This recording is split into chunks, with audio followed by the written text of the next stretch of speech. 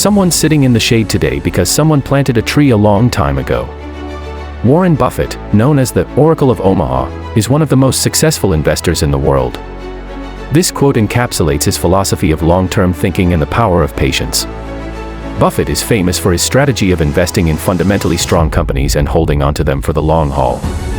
The shade in the quote symbolizes the benefits and comforts we enjoy today, which are often the result of wise decisions made in the past. The tree represents investments, actions, or decisions that take time to grow but eventually provide significant returns or advantages. Buffett is urging us to consider the long-term impact of our decisions. Whether it's in investing, personal development, or business, the best outcomes often require time to mature. This quote is a reminder to avoid the temptation of short-term gains and to instead focus on building something lasting and meaningful.